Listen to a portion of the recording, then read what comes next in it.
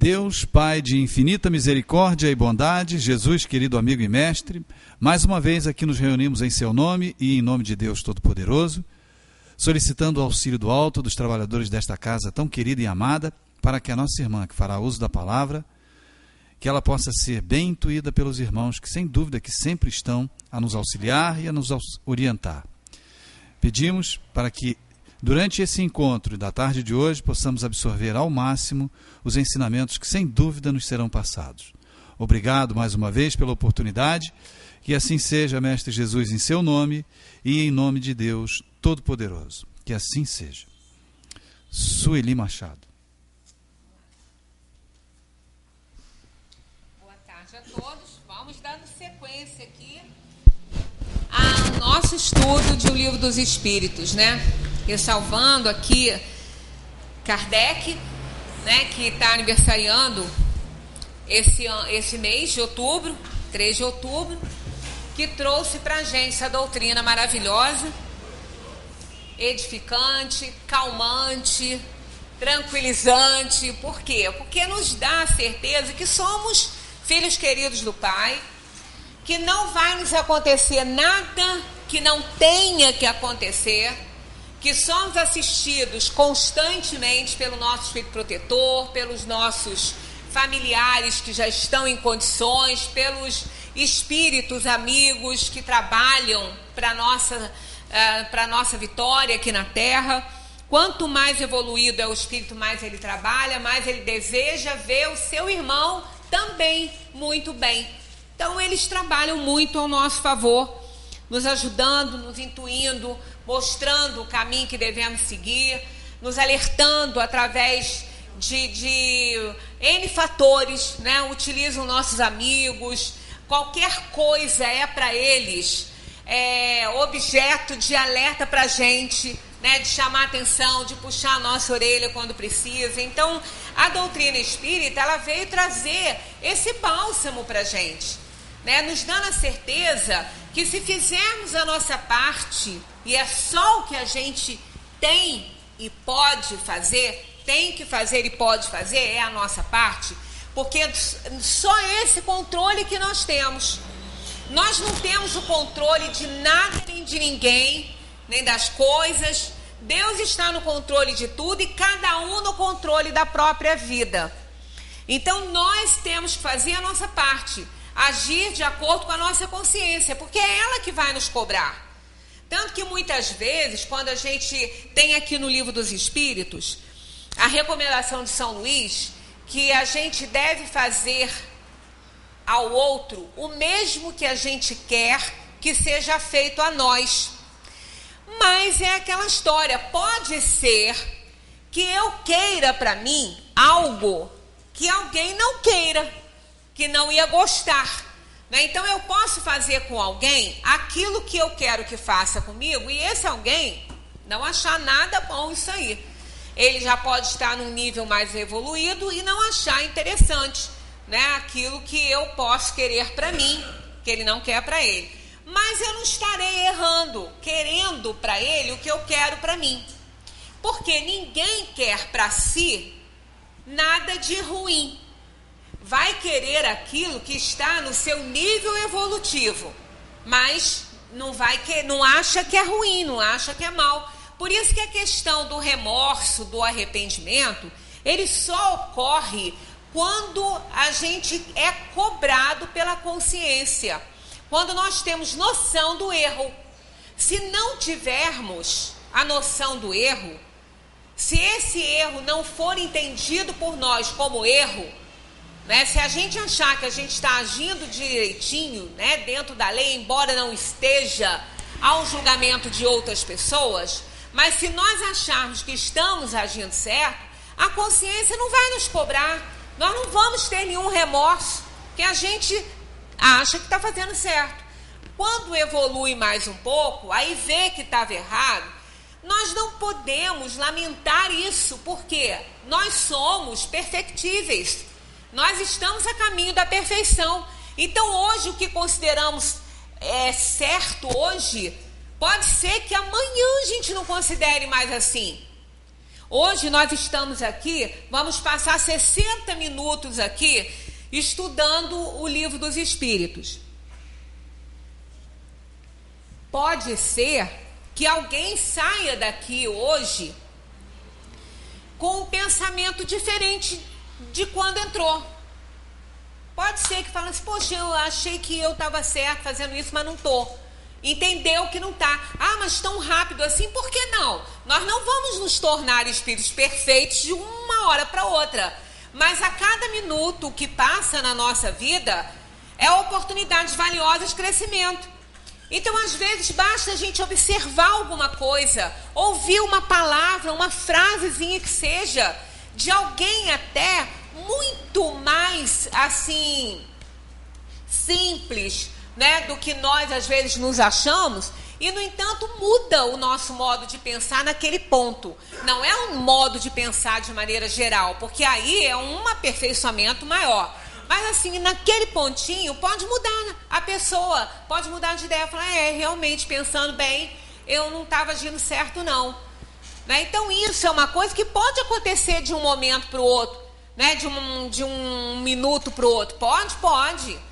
Então, a vida da gente vai nos dando oportunidades variadas de aprendizado. Então, os espíritos se utilizam disso, né? Das palavras, das coisas que observamos na rua. Né? Eu sempre conto isso aqui, que é uma coisa que, às vezes, a gente não presta muita atenção, né?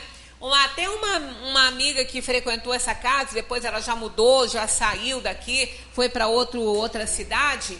E ela contou uma vez que ela estava muito triste, com problemas de família, porque quem não os tem, né? Quem não tem problema de família, todos nós temos as nossas tristezas, as nossas alegrias, todo mundo tem isso. E ela estava numa fase com problema de família, ela estava numa fase complicada, ela estava muito triste, e ela estava num ônibus dentro de Niterói, ela indo, não sei, ela nem me falou para onde, mas eu acho até que era para uma reunião num centro que ela estava indo, mas ela estava muito chorosa. Aí ela parou, aqueles engarrafamentozinhos que sempre tem, né? Ela parado, o ônibus parado, assim, ela olhou para fora, assim, e viu essas propagandas, né? Um outdoor grandão, todo azul, fundo azul. Aí só tinha escrito assim, Lúcia, eu te amo. Algum namorado, né? Algum apaixonado quis fazer aí uma homenagem para a namorada, chamada Lúcia, provavelmente, quis fazer porque não tinha mais nada, só tinha isso. Lúcia, eu te amo. E ela é o nome dela, Lúcia. Então ela olhou aquilo ali, aquilo caiu para ela de uma forma diferente. A namorada ia ter uma outra interpretação e ela teve a interpretação ali que ela é uma filha querida de Deus. Como se tivesse, né? Ele falando com ela, eu te amo. Porque ela falou, eu estava me sentindo tão inferior, tão triste, tão desprezada, né? E naquele momento foi usado aquilo ali para mim. Ela falou que deu, assim, uma levantada, né? no astral, e ela ficou melhor. Quer dizer, os espíritos se utilizam de tudo para nos ajudar, né? Para nos fazer mais fortes, né, mais compreensivos. Então, a doutrina espírita é essa obra maravilhosa do codificador Allan Kardec, e a gente tem só a agradecer a esse espírito iluminado aí, essa bênção de ter codificado essas mensagens e trazido para nós o mundo, né, dos espíritos, da dimensão espiritual. Então, parabéns para Kardec, né, esteja ele onde estiver, que receba todo o nosso carinho e a nossa melhor vibração por esse grande presente que nos ofereceu, né?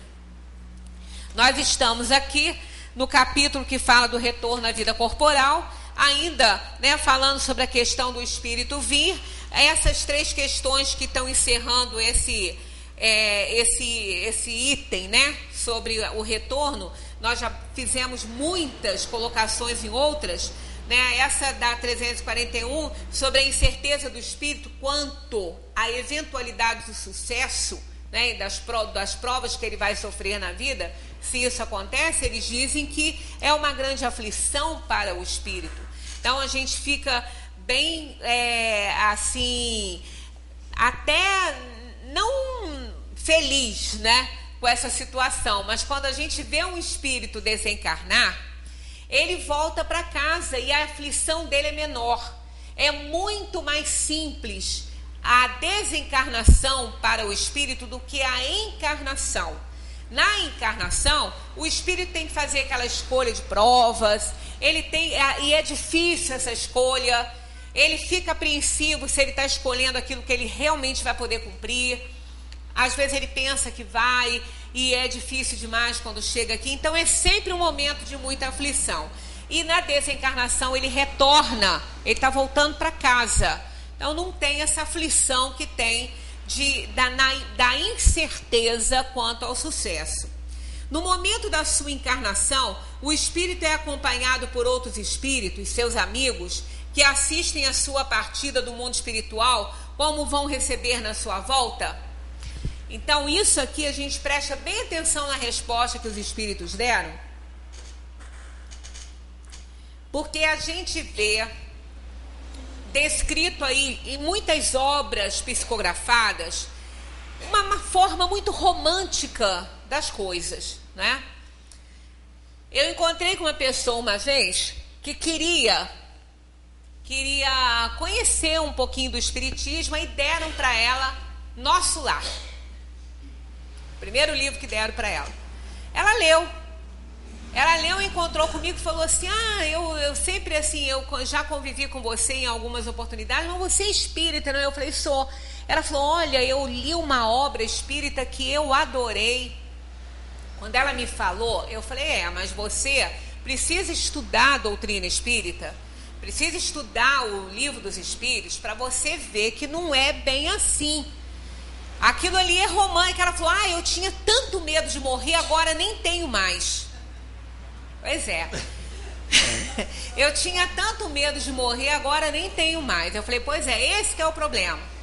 Esse que é o problema. A visão de um espírito desencarnado não condiz com a realidade dos espíritos que vão desencarnar, né? Então isso aí é a visão de um espírito. Tenha muito cuidado, leia o livro dos espíritos para aprender, porque não é tão romântica assim a morte.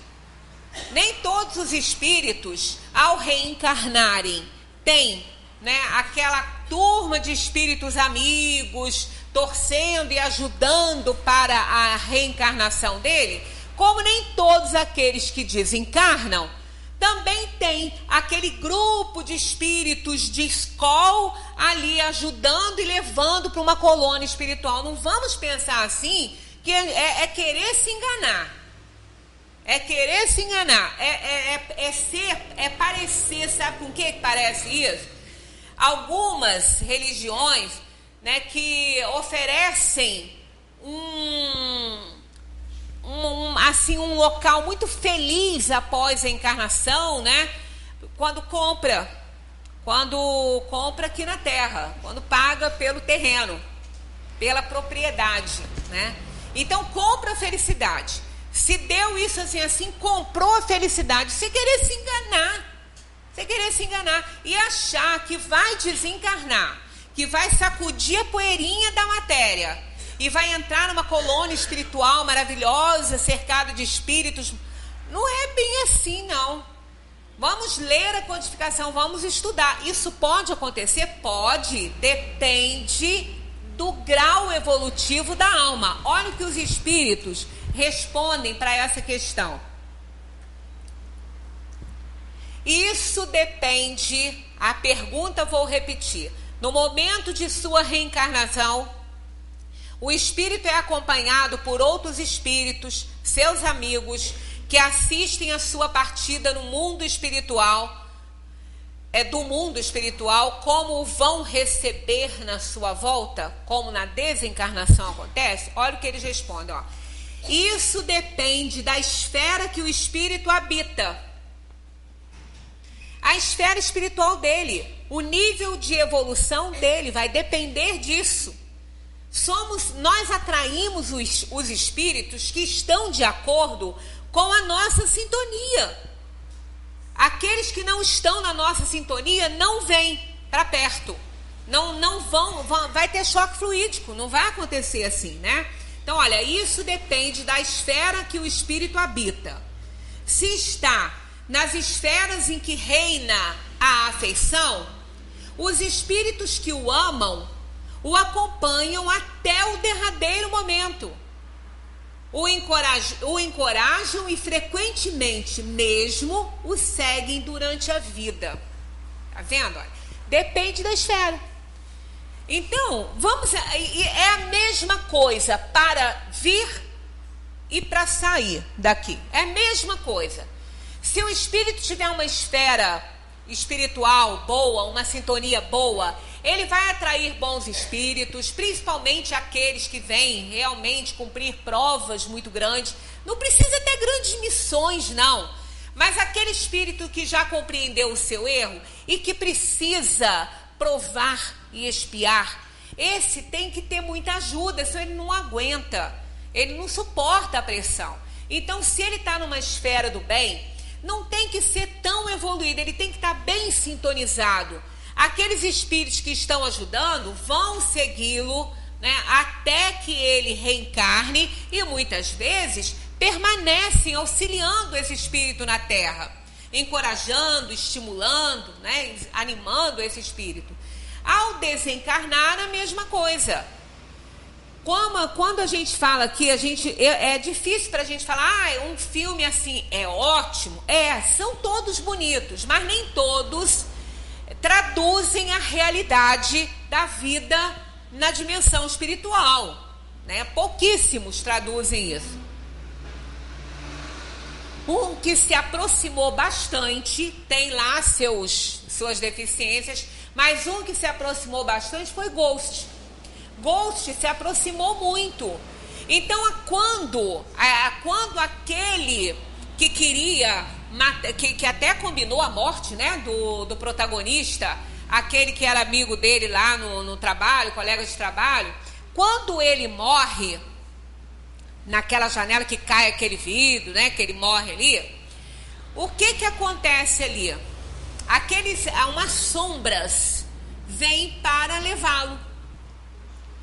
É um cenário, é uma forma de visualização, não é? Mas aquilo ali representaria, né? Representa espíritos inferiores na sintonia, na esfera espiritual daquela criatura que estava desencarnando, né? Comprometidos com ele. Não precisa, o comprometimento não precisa ser aquele de um trato ali feito e arrumado, muitas vezes como acontece em centros mediúnicos, que às vezes a pessoa vai lá para fazer o mal para alguém e oferece, né, as coisas, dá oferendas para que aquele espírito possa realizar o desejo daquela pessoa. Tem isso? Tem muitos por aí. Tem muitos centros mediúnicos que ainda fazem essas coisas, né? Então, não precisa disso, não. Não precisa, para a pessoa se comprometer, ela não precisa procurar um espírito inferior num centro mediúnico para oferecer coisas a ele, para ele fazer o que ela deseja, não. É o pensamento que comanda. É o pensamento que comanda isso. Basta que a gente deseje o mal para alguém. Basta que a gente queira vinganças, tenha sintonias inferiores, para nos comprometermos com uma sorte, com um nível de espíritos dessa ordem aí, que não vão se privar aí, né, do prazer de fazer, muitas vezes, aquilo que a gente está desejando em pensamento. Eles se unem a nós pela sintonia do pensamento e muitas vezes podem, se a outra pessoa tiver também uma esfera inferior de pensamento, ela pode receber isso, né? O pensamento é uma arma, é uma força poderosíssima. Então, esses espíritos que são atraídos para a sintonia inferior, pela sintonia inferior do nosso pensamento, que são atraídos para o nosso campo energético através do nosso pensamento, nós já estamos nos comprometendo com eles por causa disso. Né? Aquela pessoa que vive numa sintonia inferior vai ter esse tipo de assistência inferior. E ao desencarnar ou encarnar, vai estar com essas companhias.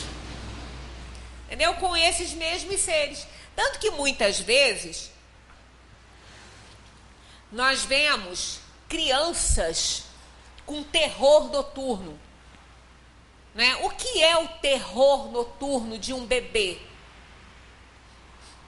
Espíritos inferiores em volta. Ah, mas Deus permite que Deus não tem nada com isso. É a sintonia daquele espírito reencarnante. O bebê está num corpinho, tá? É um corpinho pequenininho, dependente, né? Lindinho. Agora, quem está ali? Quem está ali naquele corpinho dependente? É um espírito velho, milenar, que vem para cá para quê? Para provar e espiar num mundo desse. Porque ninguém que nasce aqui, a maioria que nasce aqui, não é um espírito superior. É um espírito da ordem dos espíritos inferiores. Tem que provar e espiar, porque o planeta Terra é um planeta de provação e expiação. Então, aquele espírito que está ali, naquele corpinho, naquele bebezinho ali, lindo, rosado, pode ser um espírito complicadíssimo, comprometido, muitas vezes, com o mal. E cheio de amigos da mesma ordem no campo energético dele. Então, o que ocorre? Como a criança está ainda muito, né? Vivendo muito ainda na dimensão espiritual, porque ela ainda está construindo, começando a construir sua história, ela ainda não teve tempo de fazer o bem para poder anular o mal, né? Para poder resgatar o mal que fez. Ela tem na sintonia dela a inferioridade que atrai outros espíritos que podem, né, se aproximarem do campo energético daquele bebezinho e aterrorizar aquela criança emancipada do corpo. Porque o bebê é um bebezinho, o espírito não está com a consciência dele, não está mais, porque ainda não está podendo raciocinar, porque o espírito, quando reencarna, ele passa por um processo dele mesmo, né? Um processo de necessidade reencarnatória. Então, ele tem que mentalizar, visualizar-se bebê. Isso é um processo todo da reencarnação planejada. As encarnações que não são planejadas, que são aquelas atraídas por necessidade kármica mesmo, essa nem acontece tanto isso. É mais complicado até. Mas muitas encarnações planejadas e assistidas, tem todo um processo interessante nessa fase aí. O espírito sabe, para ele é uma aflição isso, que temporariamente ele não vai poder manifestar toda a sua potencialidade, porque o corpinho não vai lhe dar condições. São as limitações oferecidas pela matéria. Então, por ocasião da emancipação, né, pelo sono, o espírito muito perturbado pela encarnação, né, até que ele se organize ali naquele novo corpinho, né, dando sequência à sua vida aqui na Terra, ele fica muito perturbado, principalmente. Tanto que quando a gente falou aqui, que no início da gravidez, o espírito está muito mais atento, ele está muito mais participativo, porque o perispírito, uma extensão do perispírito está lá no útero, não é? Para que o espírito, para que ele possa comandar a organização daquele material genético nas suas necessidades kármicas. Isso muitas vezes até antes mesmo da união celular. Isso já vem acontecendo, a atuação dos espíritos ali pela necessidade kármica que aquela alma tem, né? E até com as doenças que ela vai desenvolver aqui no período dela de provação e expiação. Então, quando ocorre esse estado, muitas vezes, de terror noturno de um bebê, tem que fazer prece, logo passa, porque eles são protegidos, tem um espírito protetor que vai auxiliando, mas a criança acorda assustadíssima, grita muito, chora muito, né? Chora, a criança fica aterrorizada. Por quê? Porque pode ter uma influência? Pode ser outra coisa? Pode ser dor de barriga, pode ser um monte de coisa, mas pode ser também uma influência espiritual. Então, por causa da sintonia da alma reencarnada. Então toda criança que tem terror noturno é um espírito inferior? Claro que não. Não é assim. É um espírito na ordem, muitas vezes, da inferioridade, porque a Terra é um planeta de provação e expiação. Mas pode ser também um ótimo espírito evoluído, mas que tenha uma tarefa importante na Terra, e ele vem sendo assediado para não fazer. Igual aqui na Terra, quando uma pessoa desempenha uma função importante, e o que não falta é gente querendo brecar aquilo ali, para não atrapalhar, muitas vezes, o movimento de outros. Então não acontece gente atrapalhando o trabalho no bem? Então espíritos inferiores também podem aterrorizar espíritos bons que estão reencarnando. Podem fazer. São provações, são expiações que a gente tem que passar aqui. Por isso que a criança, ela recebe ainda uma carga muito grande. Então, tanto na reencarnação quanto na desencarnação, existem as interferências espirituais de acordo com a esfera evolutiva de cada um. Da mesma maneira que se a pessoa for um espírito, o espírito for um espírito evoluído, um espírito bom, ele vai ser muito bem assistido e amigos espirituais vão estar presentes na sua reencarnação, auxiliando, tentando inclusive, fazendo esse trabalho de evitar terror de outros espíritos inferiores que sempre assediam, porque isso existe. Assim como se dá na desencarnação, se dá também na reencarnação. Então não vamos imaginar que todos os espíritos, vamos imaginar aquele lá do Ghost, aquela situação que aquelas sombras vêm ali simbolizando espíritos inferiores. Imaginemos que houvesse mesmo colônias espirituais, que a doutrina espírita não fala nisso. A doutrina espírita não tem em nenhum ponto da codificação escrito colônia espiritual. Não tem isso. Isso surgiu muito depois. Mas não tem, na codificação não tem essa alusão a uma coisa. Tem a grupos de assistência, grupos de espíritos que socorrem os outros. Mas não tem essa coisa aí de colônia espiritual na codificação. A gente não encontra essa expressão, não. Mas ainda que tenha, vamos imaginar que tenha uma colônia espiritual com espíritos muito bons, auxiliando, ajudando. Aqueles que estavam lá com aquelas sombras escuras estariam numa colônia espiritual elevada? Não estariam, por causa do nível de evolução.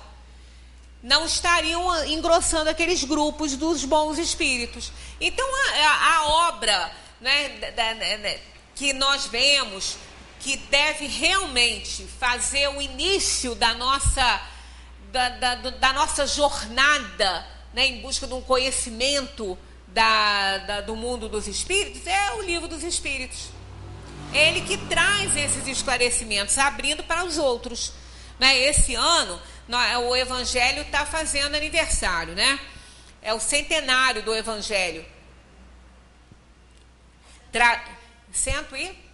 150. Então, há 150 anos que essa obra, o Evangelho segundo o Espiritismo, traz as mesmas coisas, as palavras de Jesus no Evangelho segundo o Espiritismo, elas estão explicadas, elas estão elucidadas pelos Espíritos para a gente entender muitas coisas que a gente teria dificuldade, de entender. Não vim trazer a paz, que Jesus, nem tudo que está, a gente sabe que Jesus falou, Então são citações do próprio Evangelho tradicional, elucidado pelos Espíritos, para nos auxiliar a entender isso, tudo que acontece. Então a gente vê que é a obra que realmente pode nos ensinar Espiritismo. Quem quer aprender Espiritismo, tem que aprender Espiritismo pela codificação.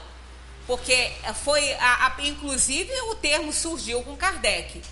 Então tem que aprender ali. Depois leiam tudo, e vão filtrando, vão fazendo aí as considerações de acordo com a obra de Kardec. Então não é tão romântico assim, né, desencarnar, não é tão romântico assim. Como também não é romântico, muitas vezes, reencarnar. O espírito fica muito tenso, né, com a vinda dele aqui. Kardec pergunta: os espíritos amigos que nos seguem durante a vida são, por vezes, os que vemos em sonho, que nos testemunham a sua afeição e que nos apresentam com feições desconhecidas, e que se nos apresentam com feições desconhecidas? É muito interessante isso, porque acho que todo mundo já teve essa experiência, né? Tem gente que não consegue lembrar dos sonhos. Eu lembro pouco, né? Eu lembro às vezes de um sonho que talvez signifique para mim alguma coisa, mas eu não lembro muito. E quando lembro, parece um livro faltando folha, né? Parece uma história que arrancaram folhas, não tem uma sequência. Mas tem pessoas que lembram muito bem de tudo. Mas eu acho que todo mundo já passou pela experiência de sonhar com alguém que não conhece, nunca viu, é um rosto desconhecido, mas que no sonho era um amigo muito querido, alguém que fazia muito bem, que a gente gosta de estar perto, né? Mas alguém que a gente nem nunca viu. E às vezes ocorre de depois a gente ver essa pessoa em algum lugar. Às vezes é num lugar que vai num lugar público, a gente olha e fala assim: é engraçado, eu sonhei com essa pessoa aí, e no meu sonho era muito amiga, né? Era uma pessoa querida, e no entanto, né, outras vezes são cenários diferentes, cenários que a gente não encontra na Terra, né? Que a gente fala: gente, mas aonde teria isso aqui na Terra? Né? Umas coisas muito assim bizarras mesmo, um cenário muito diferente, e pessoas que a gente não conhece. E que no sonho são pessoas muito próximas, né, muito amigas. Olha o que eles respondem: muito frequentemente o são. Eles vêm visitar-vos como ides ver um prisioneiro sobre chaves. Olha, é difícil da gente aceitar isso, né? Mas os espíritos evoluídos encaram a Terra, claro, como uma escola, mas é uma prisão. Mas não precisa nem ir muito longe, gente. É uma prisão, realmente. Espírito é energia. O espírito é livre, né? Ele vai aonde quer, claro que dentro da sua sintonia, dentro da sua esfera espiritual. Um espírito inferior não pode visitar um mundo superior. Ele não tem essa sintonia, ele não vai, ele não consegue, né? Não consegue entrar. Não consegue visualizar, não consegue sintonia com o mundo desse. Então não vai. Ele só fica na esfera que lhe é própria. Então espíritos como nós aqui na Terra, que somos a ordem inferior, espíritos em provação e expiação, ao nos desligarmos pelo sono do corpo, né, nós vamos visitar outras esferas, outros mundos, de conformidade com a Terra. Tem muitos, tem inúmeros, podemos dizer inúmeros. Inúmeros é aquilo que não se pode contar, né? Então nós não podemos contar a quantidade de mundos do nível da Terra, mas com cenários diferentes. Do nível que eu quero dizer, um planeta que ofereça condições expiatórias e provacionais para a alma, em que o mundo não é feliz, não é um mundo dadivoso, ele não é um mundo feliz de regeneração, é um mundo de provação e expiação. Tem inúmeros. E como ele está em sintonia conosco, por causa do nosso nível de evolução assim, a gente pode ir para qualquer um ao se desligar da matéria. Mundos que a gente já tenha vivido, né, com pessoas, com espíritos com os quais compartilhamos experiências na matéria e que hoje estão encarnados fora da nossa esfera de amizade e consanguínea, né? É possível que a gente vá visitar um outro continente e, ao deparar com alguém, olhe para aquela pessoa e veja naquela pessoa alguém conhecido nosso, alguém muito próximo até. Somos espíritos amigos. E não tem importância se ele esteja lá na Austrália ou se ele esteja em outro mundo. Isso, nós somos cidadãos do universo. Nós não pertencemos à Terra. Então, muito frequentemente, nós sonhamos com pessoas, espíritos vêm nos esperar ao desencarnarmos, dependendo do nosso merecimento, né? Vêm nos receber, assim como outros vêm nos trazer ao mundo. Né? Deve ser muito interessante, muito bonito isso, né? O espírito que vai na hora do nascimento da criança, que já é um momento muito bonito, né? É um momento divino, né? A criança nascendo ali, vindo à luz, né? Então é um momento divino. Imaginemos se a gente estivesse nessa hora, eu queria ser vidente para ver como acontece na dimensão espiritual esse fenômeno do nascimento. Espíritos que vêm trazer, né, as almas que vão reencarnar. E deve ser muito bonito isso. Agora, da mesma maneira, na desencarnação. Quando o espírito que desencarna tem uma esfera espiritual boa, cumpriu a sua parte, o seu dever, né, tá ali naquele sofrimento no corpo físico, como a gente vê muitas pessoas acamadas há anos, né?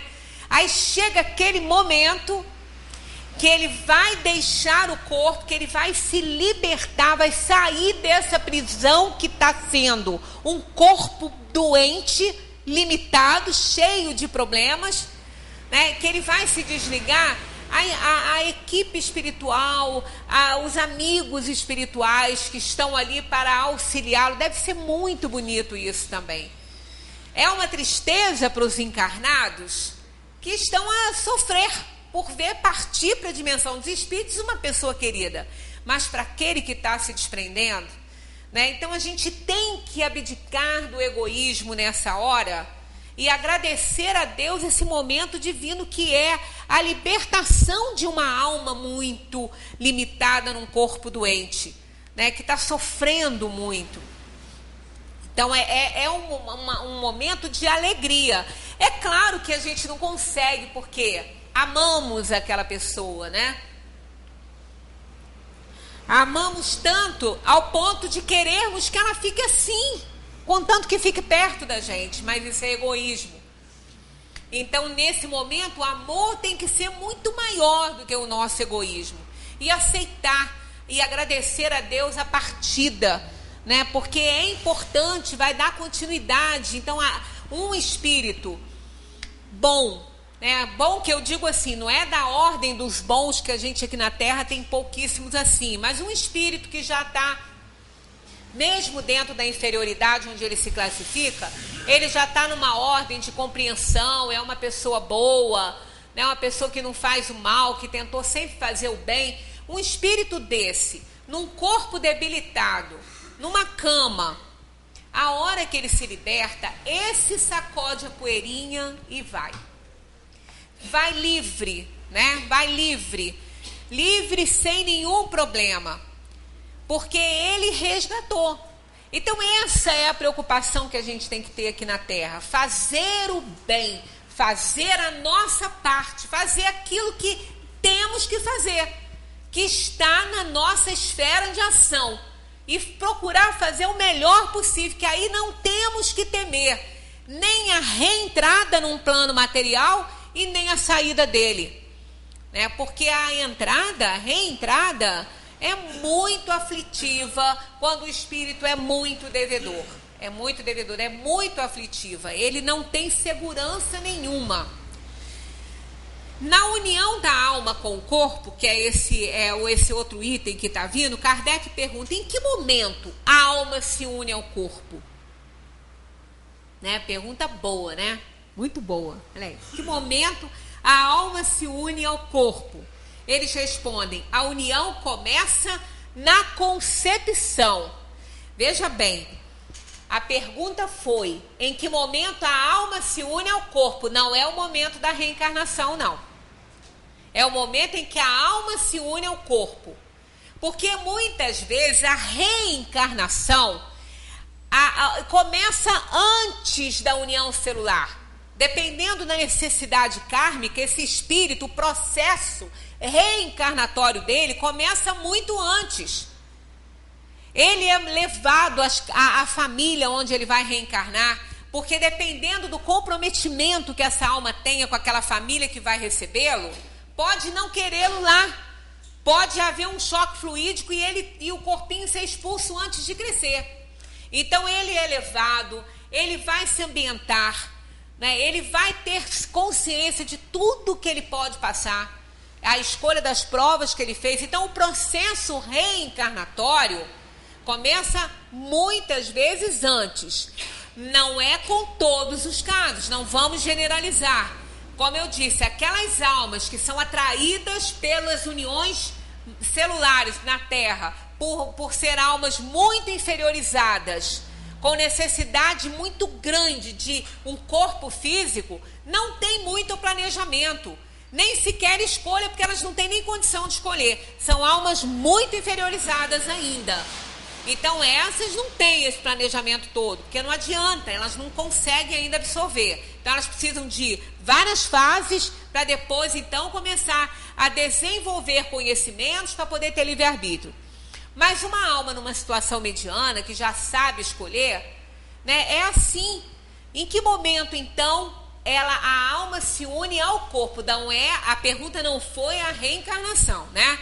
Que momento que ela se une, tá? Aqui, a união começa na concepção, mas não se completa senão no momento do nascimento. Isso é muito interessante saber, porque tem umas pessoas que mesmo estudando, às vezes, é aquilo que a gente fala, não está aprendendo na codificação. Quem aprende espiritismo com Kardec, entende essas coisas, sabe direitinho. Mas tem muita literatura que sai muito dessa esfera de Kardec, né? E cria, fantasia, muita coisa pelas suas conveniências e tendências que tem para a situação, né? Eu já ouvi uma vez pessoas do meio espírita que estudam, não estudo espiritismo, não é por conta de Kardec, né? Falar que a reencarnação só se completa aos 7 anos de idade. Não foi uma vez só, não, que eu já ouvi isso. Que a reencarnação só completa quando a criança faz 7 anos. Isso é a maior bobagem. A encarnação se completa no momento do nascimento. Está aqui, Kardec diz. Mas então, é só porque Kardec diz? Não, porque a lógica me mostra isso. A lógica me mostra que ela não se completa dentro do ventre. Por quê? Porque o corpo também está se desenvolvendo. Então ela não pode completar. A criança só nasce quando o corpo está pronto para nascer. A menos que tenha um problema, que ela vai nascer de 7 meses, de 6 meses, de 8 meses, porque houve um problema, ou ela tem que ser retirada antes por um problema da mãe. Não quer dizer que ela não está pronta. Não quer dizer isso, mas tanto não está totalmente pronta que ela vai enfrentar dificuldades numa UTI neonatal.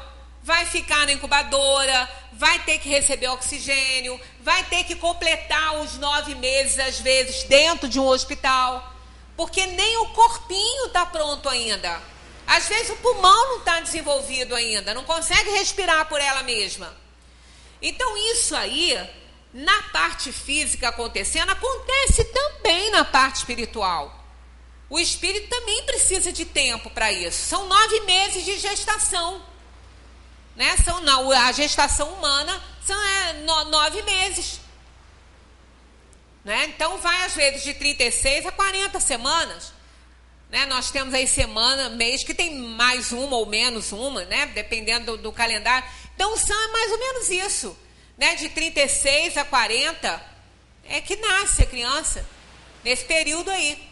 Então ela precisa de tempo para se fortalecer fisicamente e também espiritualmente. Então ela começa no momento que o corpinho, né, que a união celular aconteceu, que o óvulo foi fecundado, ela começa ali e vai se desenvolvendo gradativamente até o momento do nascimento, que completa. No momento do nascimento ela se completa, está completinha. Agora, o corpo vai se desenvolvendo gradualmente também fora do útero. né? Ele vai se desenvolvendo, a caixa craniana vai se desenvolvendo, o frontal responsável pelo raciocínio lógico vai se completando aos poucos, né? Então demora às vezes um pouquinho.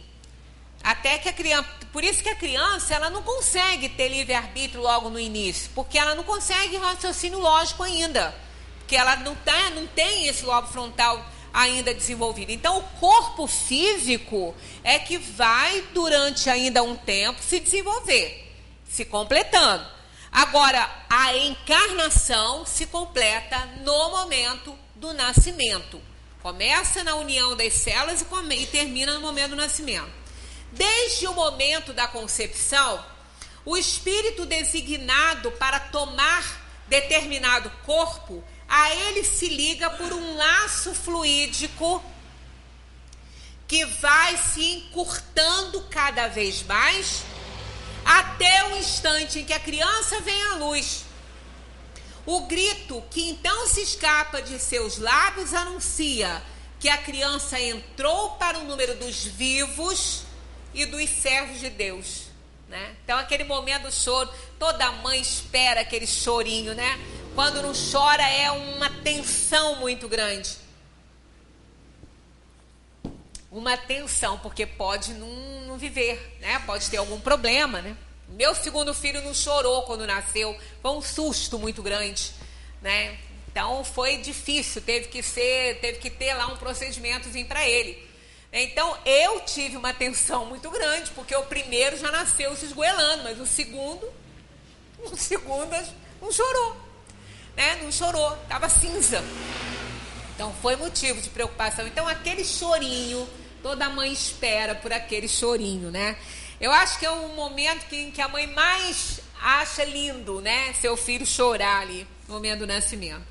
A união entre o espírito e o corpo é definitiva desde o momento da concepção. É interessante quando Kardec coloca ali, ó, Kardec não, os espíritos, e Kardec copiou, né? Que esse laço que vai se encurtando cada vez mais até o instante em que a criança vem à luz. Isso prova a lucidez maior do espírito no início da gravidez. É aquele período em que a gente acha que não tem nada, né? Não tem muita coisa ainda do corpo. Mas o processo reencarnatório já começou e o espírito está lúcido, então cuidado com o que se fala, que ele ouve tudo. Ele ouve tudo, ele sabe tudo. Aí depois na adolescência, porque depois aquilo cai no esquecimento, mas está no arquivo dele. A gente não esquece nada não, está tudo no arquivo. Pode ficar ali temporariamente guardadinho, mas pode ser que em um momento qualquer venha. Então está no arquivo. Então muita coisa que se fala do espírito sabe quando ele é bem-vindo, quando ele é querido, ele sabe, ele tem certeza disso. Aí aquilo ali vai caindo no esquecimento, à medida que o corpinho vai se desenvolvendo, o espírito vai se perturbando, vai deixando a sua fase espírita do plano espiritual, né, para trás, e ele vai se incorporando à matéria. Ele vai se chegando, ele vai crescendo, o corpinho e o espírito vai se entrosando. Está lá, molécula por molécula. O perispírito se liga ao espírito, ao corpo físico, molécula por molécula, por controle do espírito reencarnante. Aí no início ele sabe tudo. Eu já contei para vocês aqui uma história, e isso aconteceu mesmo. Um espírito pedindo socorro numa reunião mediúnica para que não fosse abortado o corpo dele, para que a encarnação dele não fosse interrompida, que ele precisava de nascer. Mas como a mãe tem livre-arbítrio, né? Ela vai responder por isso, mas ela tem livre-arbítrio, ela pode fazer. E ele tendo um comprometimento com aquela mãe, com aquele espírito que vai lhe servir de mãe, pelo que ele pode ter feito em outra vida também, isso pode não ser impedido, né, por Deus, pelo comprometimento que ele tem. Então ele foi a uma reunião mediúnica pedindo que ela fosse orientada, que a família fizesse alguma coisa que ele não podia, ele queria nascer. E isso foi real, não é história de carochinha, não. Isso aconteceu. Aí a família nem sabia, porque a família era espírita, ela não era, mas ela não frequentava, mas a família sabia, era espírita, então foi mostrado, né? Foi levado o recado do espírito. Aí a família foi avaliar, ela já tinha até contratado um profissional para o aborto. Ela já tinha até contratado. E a família não sabia que ela estava querendo fazer isso, não sabia. Então foi impedido, né? Conversaram com ela e explicaram direitinho que se ela não quisesse a criança, que ela fizesse doação, que ela doasse, mas que deixasse a criança nascer. Aí, em vista disso, ficou com a criança e é o grande amor da vida dela. Então, são essas coisas que acontecem, né? E que Deus interfere dessa forma. Ele pode tudo, ele faz tudo, ele tem o poder e o controle de tudo, mas nós temos livre-arbítrio que foi ele que deu. Ele não vai tirar isso, mas ele vai se utilizar de todos os recursos para nos ajudarem a ajudar todos aqueles que estão num momento de aflição e de carência, né? Então ocorre isso, quer dizer, no início o espírito está muito lúcido ainda. À medida que o corpinho vai se desenvolvendo, o perispírito vai se acomodando lá, ele vai se perturbando. Então lá pelo 6º, 7º mês de gravidez, ele já está muito inserido, né? Então ele já não está tão presente assim, mas ainda pode muita coisa, né? Ainda reconhece sentimentos e vibrações, né? Voz, eu até contei para vocês que eu estou vivendo essa experiência agora com o conhecimento do espiritismo, porque quando eu tive meus filhos eu não tinha esse conhecimento, com a minha netinha que vai nascer, né? E ela vai entrar agora no 7º mês. E o bebezinho, com a presença do pai, fica inquieto na barriga. A menininha, ela se mexe muito. Não sei se é para o bem ou se é para o mal. Isso a gente não sabe, né? Se a vibração que ela está recebendo ali, se é boa ou não, né? Mas aí quer ver a bichinha mexer, é chamar o pai para perto. Aí ele fica assim, cabeçudinha, fala comigo, cabeçudinha. Cabeçudinha, pecado. Cabeçudinha, fala comigo. Aí ela começa, embola de um lado, embola do outro. Eu não sei se ela está gostando ou não da voz, né? Se ela está feliz ou não. Agora que ela se mexe, ela tem uma reação, né? E como isso aí para nós é um enigma, a gente não sabe, né? Porque nem todos os filhos que a gente recebe na nossa casa são amigos espirituais, às vezes não são. A gente sempre espera e conta que sejam, né? Mas às vezes não são. Então eu não sei se ela está feliz ou não, mas que ela se mexe e ela já vai para o 7º. Quer dizer, o espírito está muito presente, né? Está muito ainda alerta e atento ali para isso, né? Então a gente vai vivenciando essas coisas e com o conhecimento que o espiritismo nos dá, a gente vivencia de outra forma. É muito bom. Eu agradeço muito por conhecer a doutrina, ter conhecido, né? Ter tido contato e manter contato com a doutrina espírita, mas é muito diferente. Quando eu tive os meus, eu não era espírita, eu não conhecia nada disso. Então agora, como eu vejo com outro foco, como é diferente isso, né? Como isso tem outra cor e com certeza muito mais bonita. Então a união entre o espírito e o corpo é definitiva desde o momento da concepção. Durante esse primeiro período, o espírito poderia renunciar a tomar o corpo que lhe foi designado? Quer dizer, ela é definitiva desde o momento e ele pode se arrepender? A gente já passou por algumas questões que já responderam isso. Eles respondem, a união é definitiva, no sentido de que outro espírito não poderia substituir o que foi designado para o corpo. Então, aquele espírito para quem aquele corpinho está se desenvolvendo, até com o aval dele, porque é ele que comanda, é o espírito que comanda a organização do material genético. Então é ele, é dele, o corpo é dele.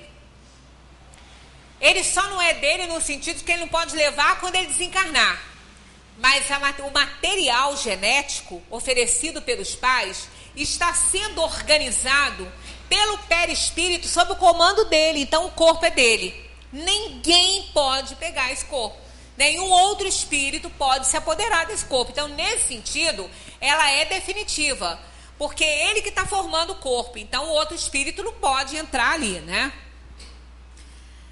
O que foi designado vai ficar, né? Mas, olha aí, ó, como os laços que o prendem são muito frágeis, fáceis de romper, podem ser rompidos pela vontade do espírito que recua ante a prova escolhida. Nesse caso, a criança não vinga. Já passamos por isso ali atrás, né? Mas aqui naquela questão do retorno à vida corporal, dizendo que o espírito pode se arrepender. Então, se ele se arrepender, ele rompe os laços. O laço é magnético, é um laço fluídico magnético. Ele pode romper se ele não quiser. Claro que isso não vai ficar impune, mas ele pode. Acontece muitas vezes da criança nascer e morrer, dela nascer já com o 8º mês de gravidez, ele não quer nascer, então ele vai romper. Então pode acontecer, mas comumente no início. Depois os laços vão ficando mais fortes, né? Então fica mais difícil, mas a gente vê. Quantas vezes a gente vê a criança morrendo, né, no ventre materno com 8 meses de gravidez, no 8º mês? Quantas vezes a gente vê isso acontecer, né? Nessa fase aí, risco de morte para a mãe também, né? É o terror. Vai morrer. O espírito que estava ali presente. Ele vai ter que se desligar, porque se o corpo formou, é a mesma coisa que acontece quando nós somos assassinados aqui no mundo, né? Nós temos uma história de vida, estamos aqui encarnados, vem alguém nos atropela, a gente é vítima de uma bala aí, de qualquer, a gente morre, né? Então foi cortada a vida e a gente tem que deixar o corpo, não tem outro jeito, né? Então quando o espírito a mãe faz o aborto, ele tem que soltar o corpo, não tem jeito, é uma provação, uma expiação muito grande, e isso faz parte, inclusive, porque quando não é para acontecer, ela não vai conseguir fazer. Ela não vai conseguir fazer. Quantas vezes uma mãe, às vezes uma mulher tenta fazer um aborto, ela não consegue? E às vezes não consegue e até danifica, né? A criança nasce com problema. Então, são comprometimentos muito grandes entre o espírito reencarnante e o espírito que vai receber a criança aqui. A gente sempre tem que visualizar essa questão. Não é uma criança, é um espírito milenar, cheio de problemas, cheio de comprometimentos com a vida, com Deus, com aquela mãe que vai receber, com o pai, com a família, com tudo. Então, pode acontecer, sim, dele desistir, mas isso não vai ficar impune, né? Aí essa é a pergunta seguinte, essa que você fez. O que acontece ao espírito se o corpo que ele escolheu morrer antes de nascer? Ele responde assim, escolhe o outro. O espírito não nasceu ainda, não reencarnou, né? Porque ele está na barriga, a reencarnação não se completou, os laços são frágeis. Então, para a alma, o prejuízo não é físico, o prejuízo é moral. Para o espírito reencarnante, o sofrimento é moral, não é físico. Porque vai morrer o corpinho, ele vai se desligar, vai escolher outro. Mas é a tensão de todo aquele processo reencarnatório, a escolha das provas, né? É igualzinho a gente aqui no mundo, quando a gente planeja uma viagem. Planeja uma viagem, faz uma economiazinha para ter aí um dinheirinho a mais para levar. Vai juntando as coisinhas, vai comprando roupinha nova, vai fazendo tudo, vai fazendo planos. Aí, nas vésperas de viajar, acontece alguma coisa. E a pessoa não pode ir. Olha o tamanho da frustração. Não é só com a viagem, com qualquer coisa que a gente vai fazer. Você se prepara para fazer uma compra de uma coisa que você deseja. No último momento dá zebra, dá errado, não vai poder fazer. É sempre, toda perda gera uma frustração. Imaginemos a perda de uma vida, né? De uma encarnação, de uma oportunidade para reencarnar. Então, para o espírito, o sofrimento é moral. Físico, quase nada, porque ele não está totalmente no corpo, ele não está encarnado ainda. Então ele vai ter, claro, uma parcela aí de reflexo lá no corpo, mas o processo maior é moral. Ele vai ter a oportunidade cortada, não sabe, ele vai escolher um outro, mas quando? Aqueles dizem, escolhe o outro, mas quando que ele vai poder escolher um outro? Porque o fato, muitas vezes, da mãe recusar a criança e fazer um aborto, isso pode ser gerado pelo choque fluídico causado pela alma reencarnante. Então, ela também tem parcela de responsabilidade. Ela não tem culpa. Ela tem parcela de responsabilidade. Porque quando, muitas vezes, nós temos uma pessoa, alguém do nosso círculo de amigos, nos apresenta alguém. E a gente não aceita muito bem, a gente rejeita. Por quê? O que foi motivo da rejeição? Às vezes o comportamento daquela pessoa, a atividade que ela exerce, que não combina com a gente não quer no nosso grupo. Então, qual é a responsabilidade aí de quem rejeitou? É aquela responsabilidade de estar rejeitando alguém que está entrando num grupo e que a gente está impedindo. Mas por quê? Qual é o motivo da rejeição? Aí a responsabilidade é do outro. São as atividades que ele desenvolve, a maneira dele ser, que não combina, que não entra em sintonia com o grupo, então não vai poder. Então o outro tem também responsabilidade por ter sido rejeitado nesse grupo. Da mesma maneira que o espírito tem responsabilidade também quando ele é rejeitado pela mãe. Por isso que Deus não impede essas coisas quando existe o comprometimento. Quando não tem, aí não tem jeito, vai nascer. Quando Deus decide, não tem que negociar, vai nascer, né? De qualquer maneira. Não existem aqueles casos de eu não sabia que estava grávida? Tem um programa assim na Discovery. Pois é, aquilo também não acontece por acaso, não. De não saber que está grávida, não. Não acontece por acaso. Quem sabe, se soubesse que estava grávida, poderia abortar, por ter um choque fluídico com o espírito. Então, ela não sabendo, ela não entra nessa sintonia. Aí, dá uma dorzinha de barriga, quando vai ver, está nascendo o bebê. Né? Então, nada no reino hominal ocorre por acaso. Nem a encarnação, nem a desencarnação, nem a consciência disso ou daquilo, nada acontece por acaso. Tudo acontece para que as leis de Deus se tornem reais e sejam cumpridas nos mundos em que nós vivemos e que nos serve aí de escola, né? Nós temos que parar por aqui, a hora já alcançou lá, né? Então, dever de casa, a partir da 346A. Qual pode ser a utilidade dessas mortes prematuras? Olha, de tudo que a gente já estudou até agora, vocês sabem a resposta.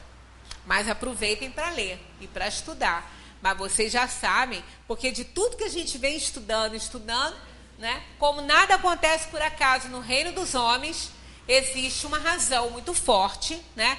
Para que isso aconteça e para que Deus não impeça esses fenômenos que nos causam, às vezes, tanta dor e tanto sofrimento acontecer aqui no mundo. Muita paz para todos, continuemos aqui estudando a doutrina, porque se a gente estivesse em casa agora, pode ser que a gente não estivesse estudando, né? Verdade. Pois é, e aqui a gente está. Muita paz para todos.